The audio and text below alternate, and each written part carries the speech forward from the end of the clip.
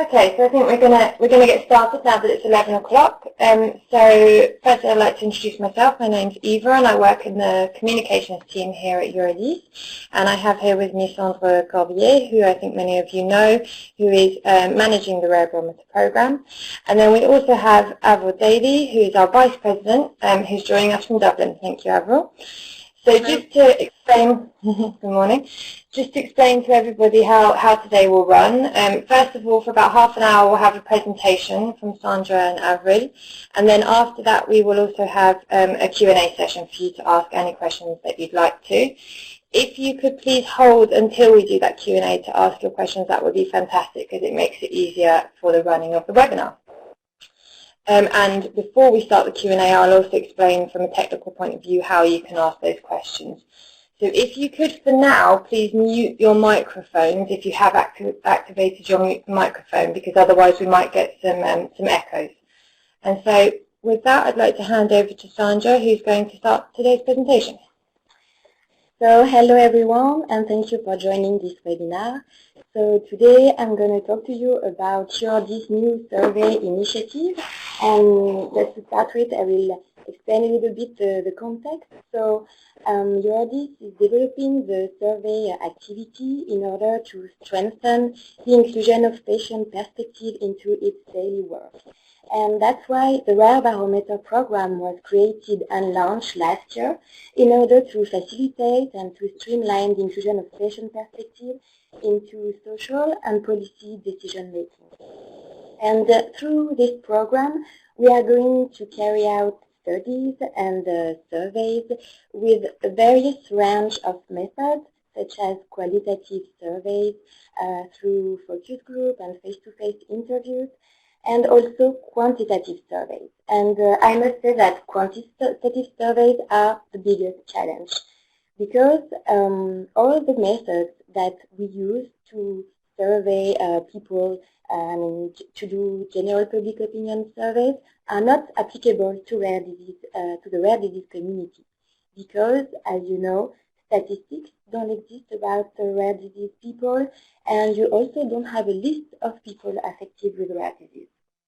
So that's why we have created Rare Barometer Voices, and Rare Barometer Voices will be a tool to carry out quantitative surveys for the Rare Barometer program.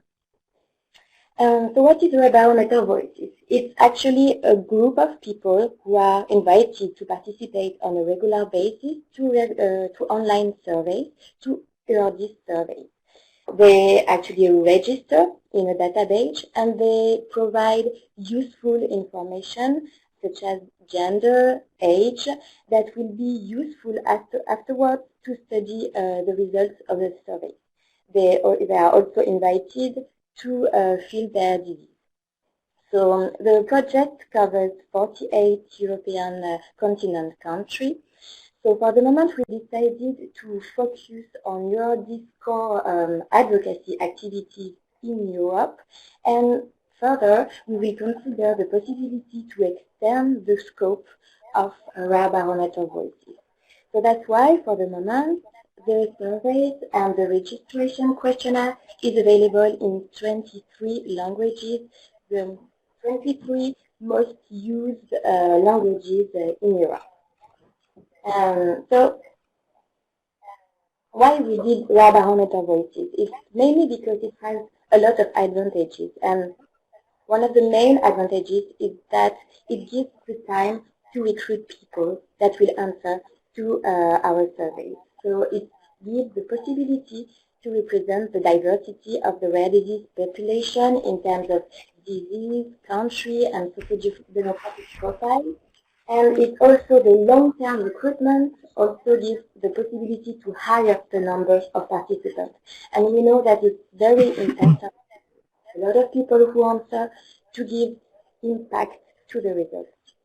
The long-term recruitment is very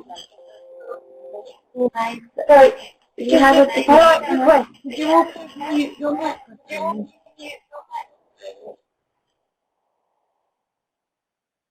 It's okay? Yeah. So yes, I was saying that the long-term recruitment is also a way to duplicate skills. It's also a way to minimize bias, because actually we'll be able to justify the way the people are going to be treated on social media, for example, on helpline, through a patient organization, so that the profile are diversified and so that we represent as much as possible the diversity of the rare disease community. And one of the major advantages of this database is that it will enable us to carry out longitudinal studies, which means that we will be able to repeat questions and surveys across time to be able to see how the situation evolves for the rare disease population, and, for example, how some policy like the ERM, for example, can have an impact on people's lives. So who can register in Rare Barometer Voices? So anyone concerned by rare disease can register in this database. And so patients, families, siblings, parents, and also patient representatives. And we also offer the possibility to undiagnosed people to register in the database. And then we will be able to contact the people depending on their profile. For example, if you want to do a survey only with the siblings, for example, or if we want to interrogate parents only. So one of the very important features of the program is that it's an interactive project. So what we have already started to do is to gather existing studies that were carried out by patient organization and by research center. We have started to use and to gather scales, for example, to measure stress or disability. And we really want to base our questionnaire on this existing knowledge. Then patients have also the possibility to suggest topics, and I will go back to this aspect afterwards, so they can suggest topics on Rare Connect. Patient organizations have also the opportunity to be involved in the design of the project through the committees. And again, I will come back to this afterwards. There is also a very important aspect, and I think it's very important that participants have feedback about the results. So the participants receive the results in the language they choose when they register, and they are also informed on a regular basis about how the surveys were used. And I think it's very important because people from the rare disease community receive a lot of invitation to participate to surveys, and I think the need to have feedbacks and to see how what they do and the answer is used is very important and very needed.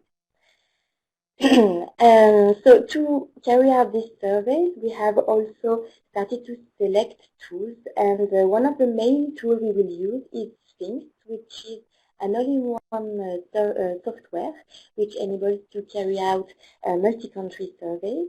It's responsive to mobile, and we know that more and more people are now answering on mobile or tablet. And it also enables online dissemination and all kind of analysis of surveys. And in Rare Barometer Voices, we attach a great importance to confidentiality and to data protection. And one of the other advantages of Sphinx is that it stores the data in fonts. And it's a major advantage compared to SurveyMonkey, for example, which stores the data in the US, and it's much more protection for the patient who answer.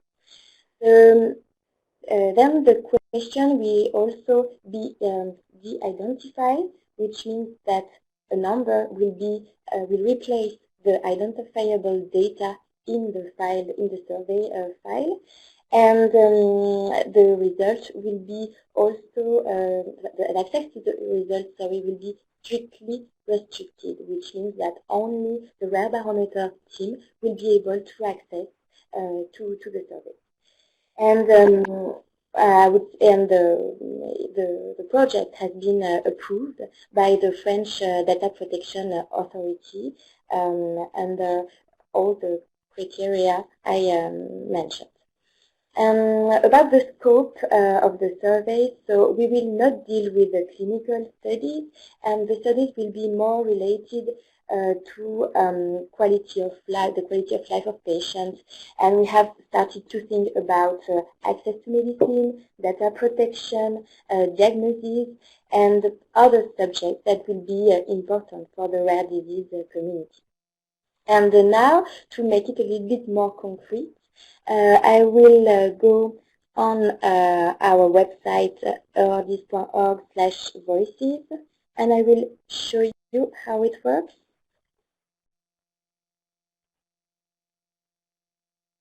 So this is our website, and first of all, the participants, are explained the 3 steps of the project. So first of all, you register to Rare Barometer Voices, and then you receive invitation to surveys, and in the end, you take part in surveys, and you can choose the surveys you want to participate in. So on the website, we explain the aim and the purpose of the program, who can register, how does it work, and we also explain the confidentiality rules. To register, people just have to click on register now, so this button, and then they are directed to a page in which they can choose their language, so we can click on English. And then you are directed to the questionnaire. So now we are going to go back to the presentation.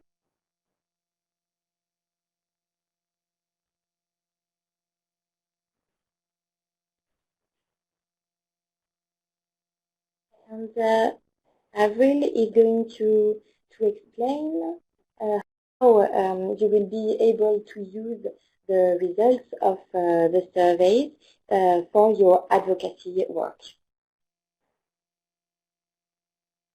Yes. Morning. Can you hear me? Yeah.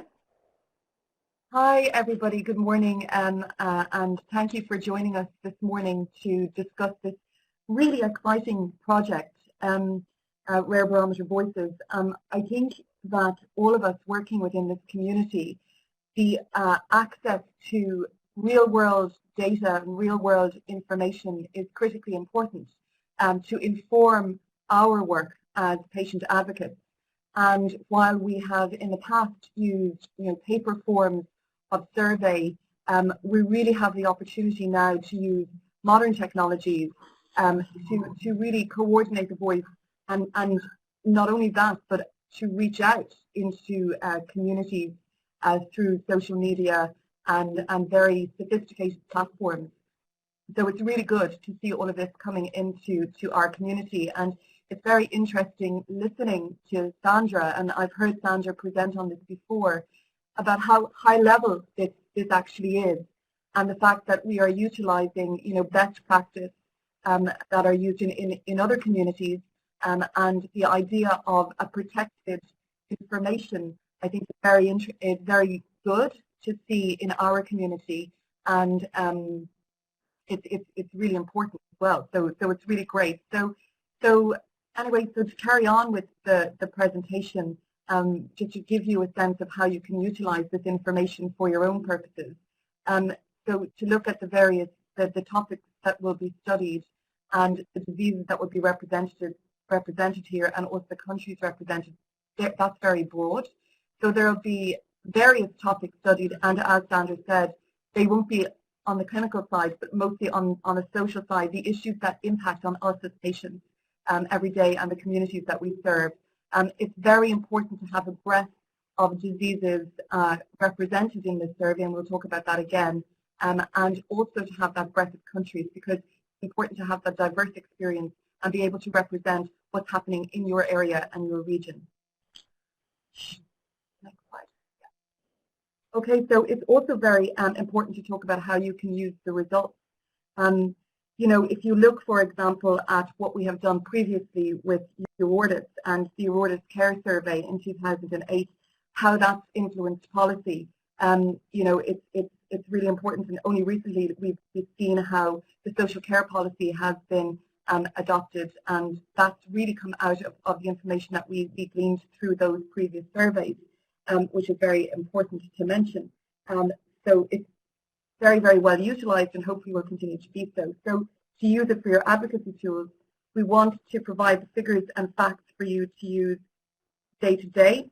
The subjects, as we said already, will be transversal subjects. So, for example, we talk here about diagnosis, but also looking at issues such as the burden of disease, for example, or social policy. These issues are very, very important. The analysis of the results will be available in 7 languages, so that's really important as well. I think, yeah, we're on the next slide here, sorry, I'm jumping ahead of myself. So they'll be available in 7 languages, and EURORDIS obviously will be here to help you to understand how you can utilize that information and use the results as best you can. There will be opportunities to do that on very specific subjects through the medium of webinars like this, which I think we're all getting very used to now in our community. We've used them a lot recently. And also there will be workshops and focus groups that will look at this area as well, how best to utilize the information you know, for greater impact of our advocacy work. So next slide there. Yeah. So how do we use the results of these surveys? Well, obviously, first and foremost, we're always trying to raise the awareness of issues pertaining to rare diseases right across all of our stakeholder groups within the patient community that we serve, but also within the policy development, the legislative frameworks, government, right the whole way across our community, and those that feed into it. So that's really very first and foremost priority. But really, it's also about influencing policy. And can you hear me? There's something else coming in over the line? No? That's okay, sorry. But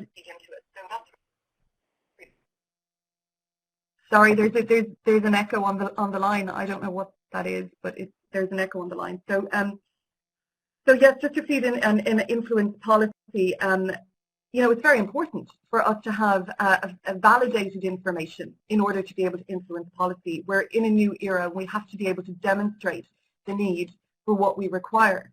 So to have a breadth of voices to contribute to that is obvious. You know, the advantages in that are obvious in our community. And as I've already stated, you know, we've had just very recently the adoption of the social services will be, you know, rare diseases will be considered in all social policy. I mean, that was, I think, a breakthrough for our community when you consider the day-to-day lives of people affected by rare diseases and their families and carers.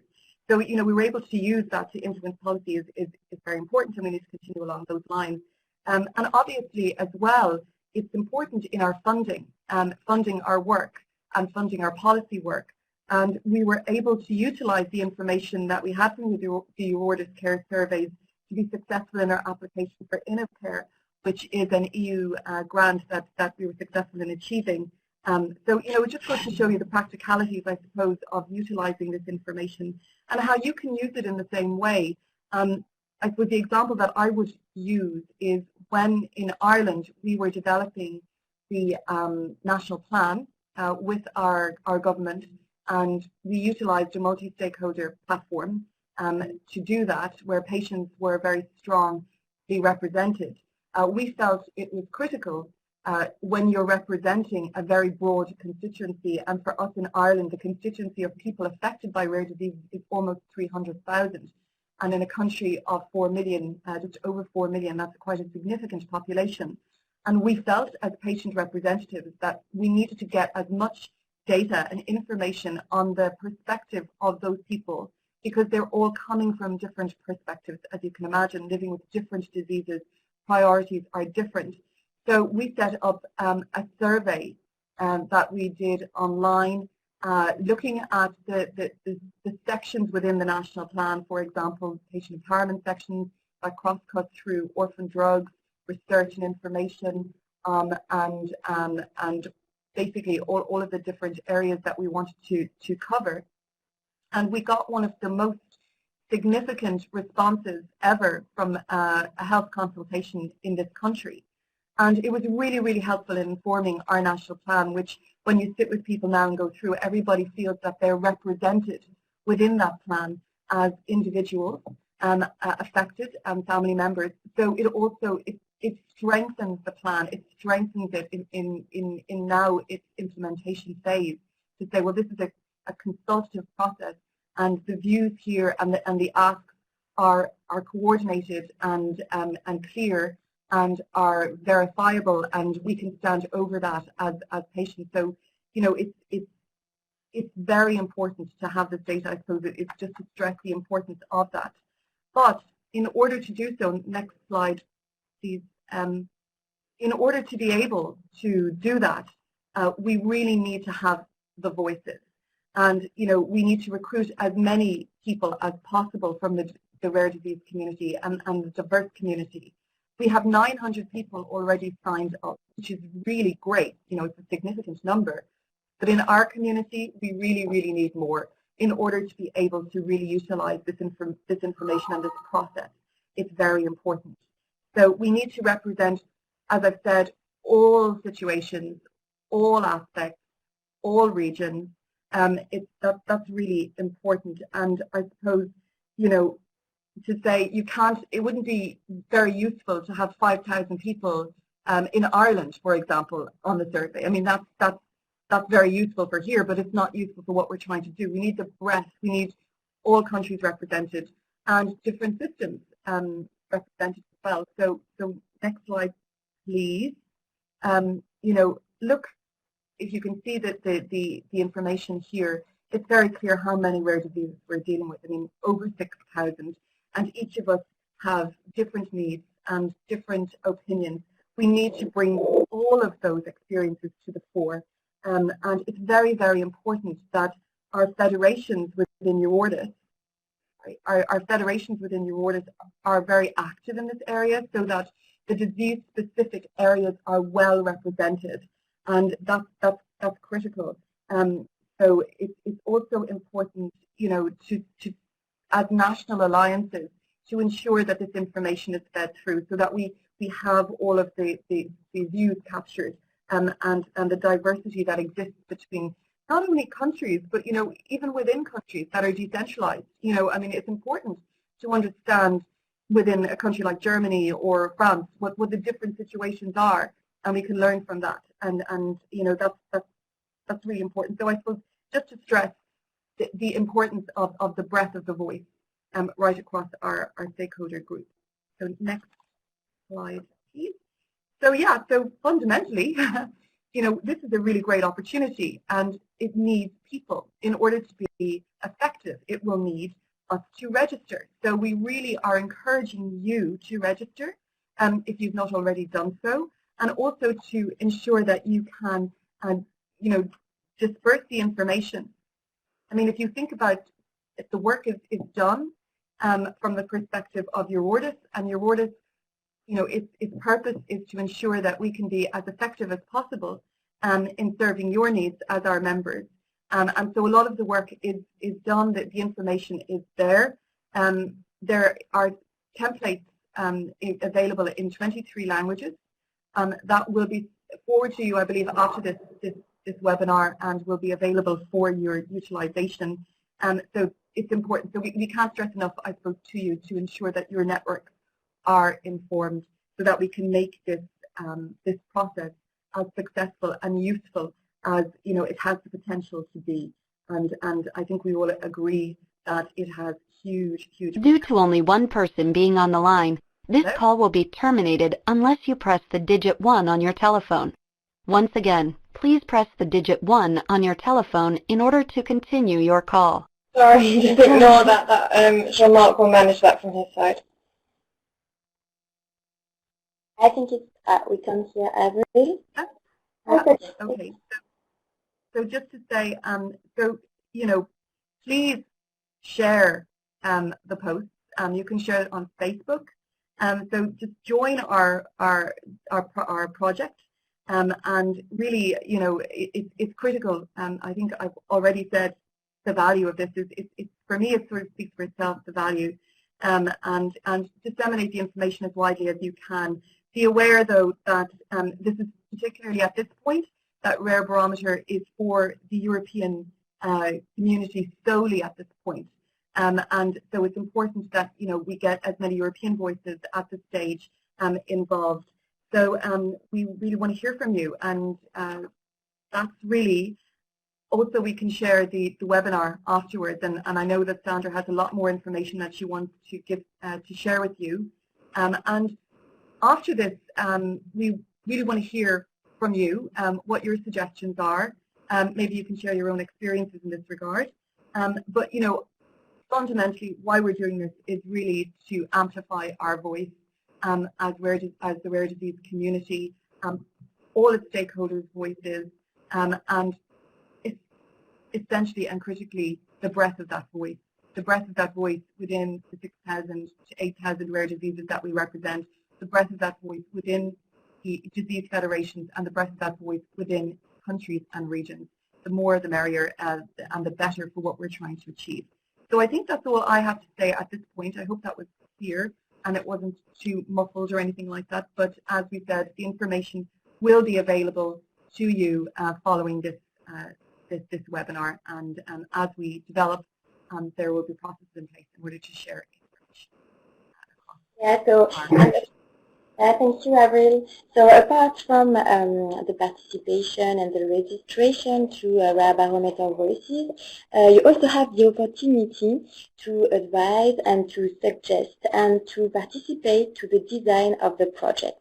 So in order to participate, you have several ways that are offered to you. So first of all, you have the possibility, if you want to participate in the advisory committee. So the advisory committee is a committee that will suggest and influence the subjects that are going to be studied within Rare Barometer Voices. And it's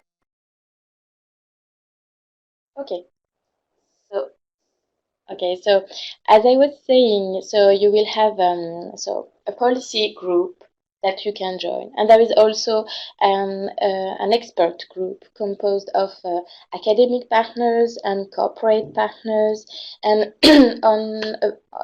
with the lawyers and also volunteers. And those two groups are going to be reunited with a joint webinar once per year to present the conclusion of the two subgroups. And to participate to the surveys that are going to be carried out, you have also the possibility to join the topic expert committee. So for each survey that is going to be carried out, we are going to organize a topic expert committee, which is really composed of people expert in the area we are going to study, and it will be composed of EURORDIS relevant staff, patient representative, academic and corporate partners. And if you feel that you have expertise in some area and if you want to study a topic, you can really join this topic expert committee. Another way you can participate to Rare Barometer Voices is that you can suggest topics and also discuss about topics on Rare Connect. If you think that some subjects and topics are important to study through surveys, if you want to have data on a specific subject, please go on Rare Connect website and suggest us topics. Then the suggestion will be studied and we will select the topics within the steering committee, which is the internal committee of Rare Barometer. So For the moment, we are going to launch the first study with Rare Barometer Voices. This first study will be carried out within Enough Care project. It's a European funded project in which we are going to study the patient and family daily life and social needs. The idea will be to study these needs and then to make a comparison with the political situation in in the country that are going to be studied, and we are going to make a comparison between these needs and the existing situation. So the fieldwork will start in May and will end in June, and the results will be available in September. In this questionnaire, we are going to study a lot of subjects related to care and coordination of care. And there will be a focus on employment because, as you know, a lot of people have to stop working because they have children affected by a rare disease. And we know that it also prevents people to access to some job opportunities. So we are going to go a little bit more into details in these topics, which is very important for the rare disease community. We are also going to study the coordination of care and the difficulty navigating the subject, because we know that rare disease patients take a lot of time to contact doctors, to coordinate care, and that it represents a real burden for the rare disease people. And we are also going to study the other aspects of the coordination and the impact of rare disease on daily life, such as the economic burden, school, and information and administrative procedure. So for this study, we want to recruit as many people as possible because we need to represent any situation for this study. And the more people we will have, the more impactful will be this study. And as I said, a lot of subjects are really core for the rare disease community, and we really need to raise awareness about this subject. So if you want to recruit actively and help us to carry out these surveys, don't hesitate to contact me. If you want also to use the results for your country and for your disease, you can contact me also.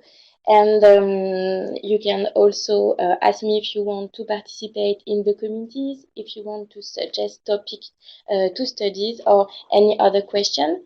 And I think that it's the end of the presentation, and it's time for Q&A.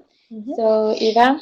So just to explain, I think many of you have participated in our webinars before, but you can either ask a question in the chat box on the left, or you can also activate your microphone, which I think most of you have done already. So I can perhaps kick off the Q&A with a question that came in from Kirsten when you were describing the Rare Connect discussion group, and she's asking about existing polls that have already been done within their own rare disease community. I think, Kirsten, you mean on Rare Connect? Or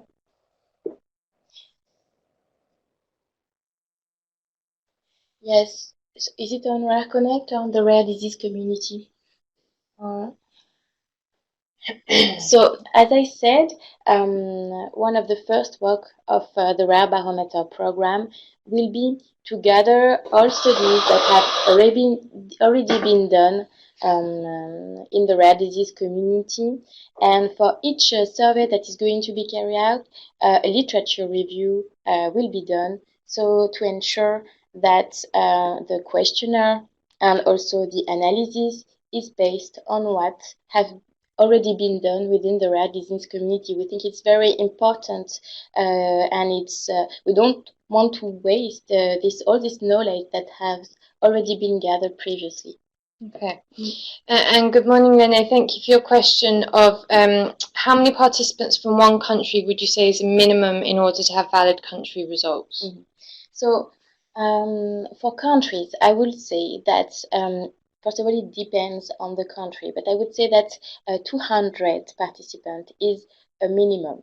It's a minimum. But at the same time, if you want to go into detail in your country, for example, I mean, if you want to study the result by region, for example, or if you want to study a particular situation in your country, for example, for one disease in your country, you need to have as much as possible people to be able to break down the results according to what you want to focus on.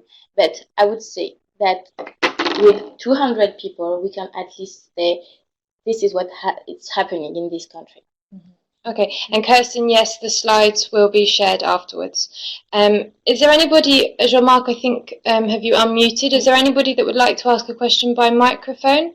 So I see that there is also per disease. Would anybody like to ask a question by microphone?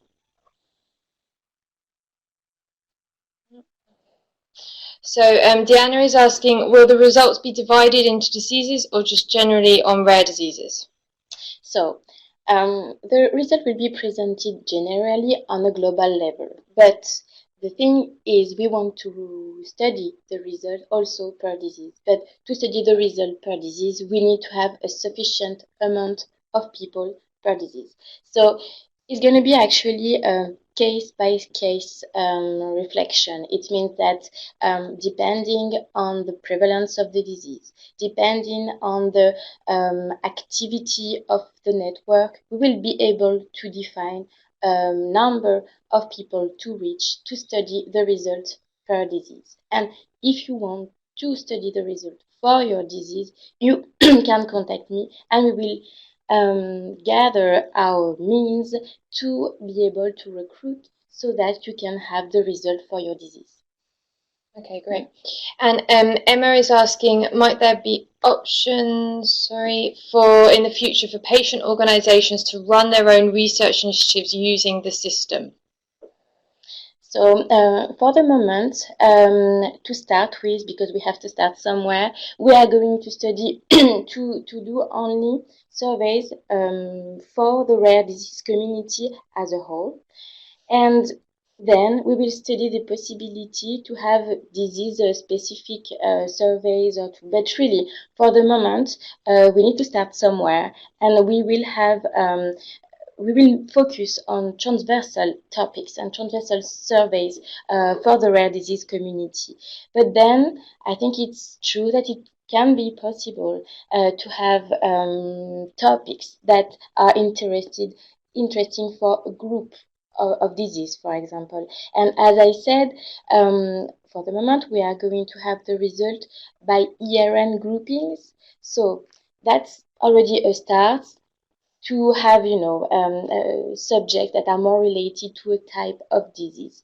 And really, if you think it's important, if you want to have a disease-specific subject, we can discuss about that and see how the project evolves. Mm-hmm.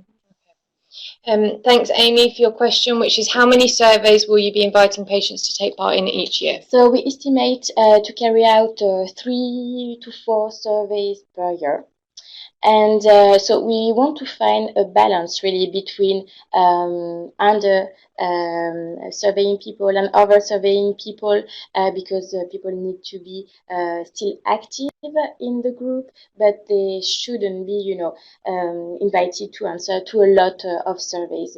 So, but we are going also to organize a project which is called the question of the moment. So the question of the moment will be just only 1 or 2 questions asked to the people from the group that will enable to animate the group and also to study some interesting and important question for the rare disease community. And we will be able also to communicate about this question, and it can be a good way to raise awareness. So I would say 3 to 4 survey per year plus the question of the moment. Okay, great. Avril, did you have anything that you would like to add at all? Oh, we can't hear you. Yeah, sorry, can you hear me now? Yeah, perfect. Sorry, I missed some of that because I had some technical issues earlier. But no, I think really that the message is it's very clear. This project will be successful when everybody gets involved. It's really the important thing is to, at this point, communicate to your membership, to the people that you represent, if you are working within your national alliance or if you're working within a very specific disease area. I think that the federations in EURORDIS have a very important job here, to really look at their own disease community and what's relevant to them. And then the more broad issues, as Sandra has said, probably in the first instance with this, looking at rare diseases as a collective, that's where really the CNA national alliances come in, and disseminating this information is critical. And, again, in this age where we're being asked to provide real world data that's verifiable, that really demonstrates the needs of our very, very broad community, it really puts us in a very advantageous situation when we are developing the advocacy tools for the issues that will continue to emerge in this very complex area of rare diseases. So, it's good to have this process, and I think Sandra and the team there are doing a fantastic job. It's very high level, and we can stand over it, so let's use it. Sure. That would be my comment. Eleanor is asking, was there somebody that wanted to ask a question by microphone? Eleanor was asking, how does it kind of work? Are you going to be invited by email? So perhaps you could go through those steps that you talked about before. Yeah, so actually you register through the questionnaire I showed you on the website, and then with the software we use, we have like an emailing tool. So it means that we will be able to send the link to the people who register through an emailing tool, and the invitation will be translated in the 23 languages, and we will be able also to follow the respondents, which means the response rate with the survey we sent. We will also be able to connect the information they provided at the beginning with the survey that is going to be carried out. And so we will select actually the people depending on their profile, and this emailing tool enables to select the people depending on their profile. And then also all the information about the use of the results and the results themselves are going to be sent through this emailing tool as well. And sorry, the result will also be available on the website. Right. So Kirsten, touching again on what we've kind of already talked about, but how are we going to achieve this variety of differences and diversity in ages that we need, which Avril just spoke about again, but yeah, so I explained it quickly, but actually I think that it's core to diversify the way people are going to be recruited, to be able to diversify the sample. So let me explain a little bit this. The idea is to recruit, for example, on social media. And when you are on social media, you will be able to recruit people who are active on social media, who are maybe younger, and who are more connected to technology, for example. We are also going to recruit through helplines. And through helplines, we are going to have people who are maybe less connected because they are looking for information, they are looking for help, which means that they hadn't found this help before. And we have also a lot of people, undiagnosed people in the helplines, and you have also older people, because the telephone is a means that is more used by older people. We also want to recruit through patient organization, as I said, and it's true that people are in contact with their patient organization and not on Facebook, for example. So that's again a way to diversify. And this is all the way we have started to put in place, I mean, with the helplines and social media. And then we are also going to go further in this diversification in order to enhance the credibility of the sample. And the next step is to recruit also in center of expertise and hospital. And this is going to be made in partnership with our network and with the patient organization. But for the moment, social media, helplines, and our patient organization. Okay, great. And Diana and then several people have supported her request to have a couple of slides describing Rare Barometer Voices so that you can all be using that in your presentations and so on. So I think we can send those round. Yeah, we can send the presentation.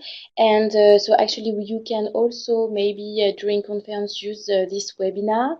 And we are going also to realize a video presenting Rare Barometer Voices in like 2 or 3 minutes. And I think it could be a good way to present the project during a conference and maybe in a way that doesn't go too much into details. And if people want more details, maybe the webinar. And the leaflet as well. We're doing a leaflet as well, so that will be available. So we're in the process of creating all those materials, so we'll be sure to share them all with you. Okay, and another question from Kirsten. So individuals can join, not just me. Oh, okay, so I think your question, Kirsten, is that rare disease patients themselves can join as well as parents and patient advocates. Perhaps you can... Yeah, so patient representative can answer, and for when they register, they are asked to provide information. You are asked to say if you are patient representative, if you are a parent, if you are, and you can click on several options, which means that then when we will send the surveys, we will select depending on your profile, and we can, for example, carry out surveys among patient representative only, or if you are a patient representative but you are also a parent, you can receive the invitation for a study that is going to be carried out with parents, for example. But we will always know this information, and we'll be able to see what the difference are between the different groups. Okay, great. And then Eleanor's asking about our communication with organisations and saying, did we share details with different countries to raise awareness? So we did that partly through our member news when the programme launched. E-News. We've also been communicating directly with the EURORDIS Council of National Alliances and so on. So we've been having, there's been quite a lot of communication, but as it's still new, we'll continue to communicate. Yeah, on Twitter too.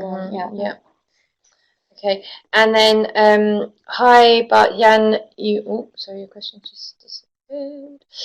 So, but Jan's question is about, you mentioned that it's responsive, that the website is responsive, and he's asking, but actually the website itself is a web-based solution. It's done as a web-based solution. Yes, it's done.